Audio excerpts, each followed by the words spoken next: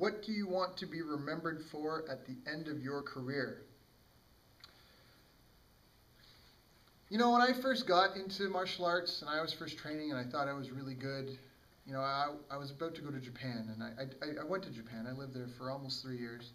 And when I went, I thought in my head, I was like, oh, I'll go and I'll train for another 6 months to a year, and then maybe I'll get some fights, you know, and I'll see how well I do and how far I can go.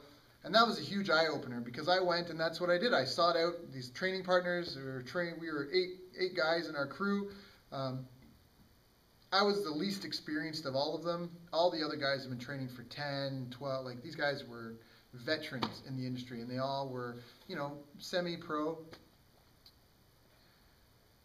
And sorry, I was just thinking. But what happened was I thought I wanted to really be a fighter and be in the stage and be in the scene. And out of those 8 guys, or 7 guys and me, 5 of them had injuries that were so severe that it was debilitating for months. And that scared me. That scared the bejesus out of me, because nobody wants to get hurt. You don't, like, you know, you don't willingly want to hurt yourself.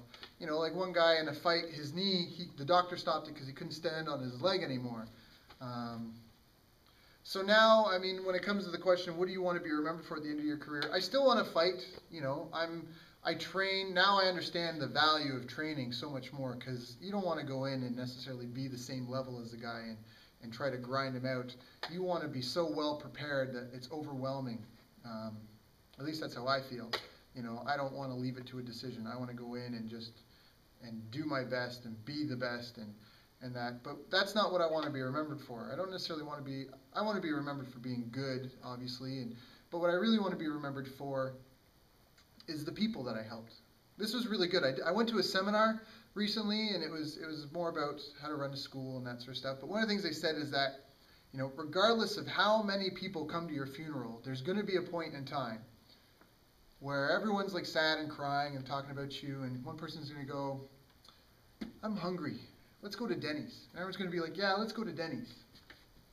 You know what I mean? Like, the world's not going to stop, even though you're dead. So for me, what's the most important thing? What do I want to be remembered for? Is the legacy I've built. That's part of why I've got my school. It's not even about me. It's about my students. It's about the futures. It's about connecting them. That's why I have a structured curriculum. Because if you're just new, I want to help you. If you've got some experience, I want to help you. And I don't want you to be slowed down by the people we have to slow the class down for, who are really, really new. You know, but at the same time, I don't want to cheat the new people by not teaching them value. Like, I want to be remembered by building a legacy, and almost like a plug-in to the industry as a whole. If you're just new and you want to get into it, we've got something to help you. If you're more experienced and you want to get in and push yourself further, I want to help you. If you want to be like a career fighter and you want to surround yourselves with fighters and live in a fighter house and that sort of thing, I want to help you. And if you want to come and you just want to be a news reporter, or you want to help with events, or you just want to be a training partner for all these other guys, I want to help you too. If you want to eventually run your own martial arts school, I want to help you. And that's kind of my vision for Martial Arts Access, is not just to be one school, you know, at a time. It's to build a community and plug in my community with all the aspects of this industry that are possible.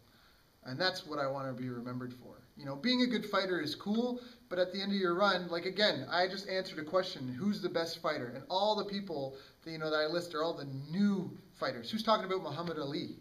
You know, like, he was amazing at his time. You know, like, nobody's talking about them. So they're remembered, but it's not necessarily affecting people's lives today. And I want to be eternal. I want to leave a legacy. That's what I want to be remembered for. If you enjoyed this information and would like an additional 20 free videos on this topic, just visit our website at www.martialartsaccess.com. That's www.martialartsaccess.com. See you on the other side.